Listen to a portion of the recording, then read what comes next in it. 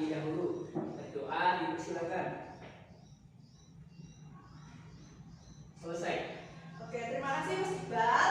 Semoga dengan berdoa apa yang kita pelajari hari ini dapat bermanfaat dengan baik ya. Amin. Amin.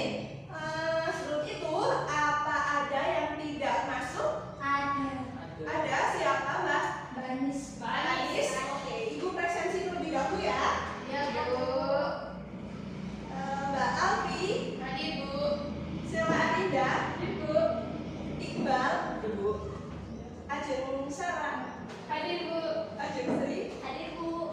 Erlina Puji. Hadir, Bu. Miss Aulia. Hadir, Bu. Oke. Mbak Anis berarti nggak hadir ya hari ini ya. Nah, sebelum kita mulai pembelajaran, coba rapikan dulu mejanya. Coba rapikan dulu mejanya. Terus lihat di lacinya apa ada sampah. Kalau ada sampah silahkan buang. Terus kamu tuh. Ada Bu. Oke, buang dulu Mas Iqbal.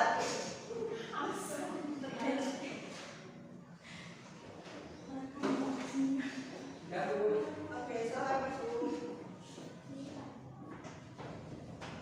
Nah, pada pertemuan kemarin kita membahas mengenai KD 3.1, yaitu tentang pernyataan umum dan juga tahapan-tahapan dari teks prosedur. Nah, pada pertemuan kali ini kita membahas KD selanjutnya, yaitu KD 3.2 tentang analisis struktur dan juga unsur kebahasaan dari teks prosedur. Nah, tentunya kan teman-teman pada pertemuan kemarin kan sudah bahas mengenai teks prosedur ya, sudah tahu itu apa itu teks prosedur. Coba sekarang apa sih itu teks prosedur? Saya, Bu. Ya, boleh. Teks prosedur itu teks yang berisi langkah-langkah. Itu, Bu. Iya, benar. Teks prosedur itu adalah teks yang berisi langkah-langkah atau tahapan-tahapan tentang sesuatu. Action. Nah, benar sekali ya apa yang dikatakan oleh Mbak Ajeng tentang teks prosedur. Nah, kita lanjut ke pembahasan yang selanjutnya, yaitu tentang struktur dari teks prosedur. Jadi, struktur teks prosedur ini memiliki 5 struktur. Struktur ini bisa digunakan untuk membedakan antara teks prosedur dengan teks deskripsi yang lain. Yang pertama, maksud saya teks-teks yang lain, gitu ya. Yang pertama ada judul. Nah, semua teks itu harus memiliki judul karena judul ini merupakan identitas bagi sebuah teks. Yang kedua ada tujuan. Tujuan merupakan hasil akhir dari sebuah teks prosedur, di mana jika misalnya kita ingin membuat mie instan, gitu ya, cara pembuatan mie instan, maka tujuan dari teks prosedur tersebut agar kita bisa membuat Mie instan. Benar sekali. Yang ketiga ada alat dan juga bahan. Ya, benar. Nah, alat dan juga bahan ini merupakan material-material yang ada dalam teks prosedur. Nah, alat dan juga bahan ini tidak selalu ada dalam sebuah teks prosedur. Bisa saja dalam teks prosedur itu tidak mencantumkan alat dan juga bahan. Yang keempat ada langkah-langkah.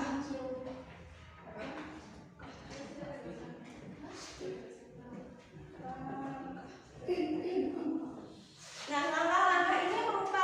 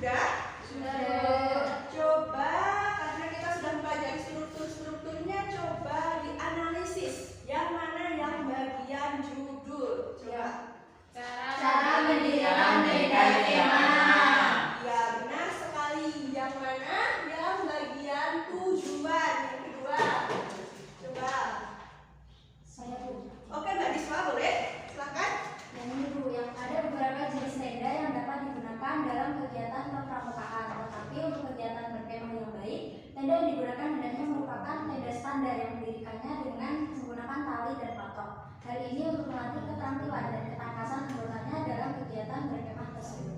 Ya, benar, itu merupakan tujuan dari teks prosedur. Nah, berikutnya yang langkah-langkah mana? Yang nomor 1 sampai 8 itu. Ya, benar sekali. Yang penegasan ulang yang mana? Coba. Yang demikianlah prosedur. Ya, benar sekali. Sepertinya semua anak-anak ibu telah memahami ya gimana struktur dari teks prosedur. Oke, kita lanjut ke contoh berikutnya. Ya. Nah, ibu minta satu orang untuk menganalisis ya, boleh? Boleh. Oh, Mbak Alfi, oke. Boleh, silahkan. Itu ya nanti. Oke, Mbak Bulan. Kirain mau jauh. Dulu. Yang pertama ya, ibu tunjuk ya, yang bagian judul, yang mana Mbak? Sila. Teks prosedur cara membuat skenario dari kardus bekas. Ya, benar sekali. Ibu acak ya ini ya bagiannya ya. Yang bagian penegasan ulang, yang mana Mbak Ajeng Sarah. Paragraf terakhir, Bu. Coba dibacakan. Mudah. Oh. Mudah bukan? Berarti tidak. Oh, maaf, Bu. Ya, oke. Mudah. Mudah bukan berarti tidak menarik.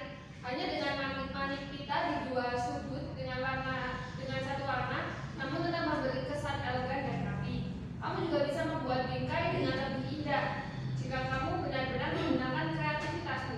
Demikianlah prosedur bagaimana kardus bekas dapat dimanfaatkan menjadi sebuah bingkai foto yang unik dan dapat kalian kreasikan sebebas-bebasnya.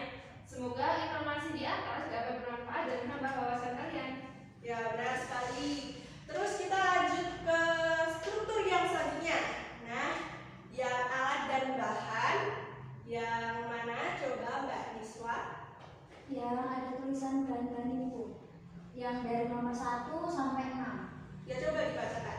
Yang pertama, siapkan kardus bekas dari apa saja dengan ukuran sesuai dengan kebutuhan. Yang kedua, siapkan gunting. Ketiga, kaca. 4, lem. 5, siapkan juga pita atau kertas kado. 6, siapkan penggaris. Oke. Sepertinya kurang satu struktur nih. Ada yang tahu yang terakhir struktur apa? Langkah-langkah. Oke, langkah-langkah dari nomor berapa sampai berapa? Dari nomor 1 sampai 8. Iya, benar sekali. Sudah paham tentang struktur dari teks prosedur? Sudah. Kalau sudah, kita lanjut ke pembahasan berikutnya, yaitu tentang kaidah kebahasaan dari teks prosedur. Dan teks prosedur ini memiliki 5 kaidah kebahasaan.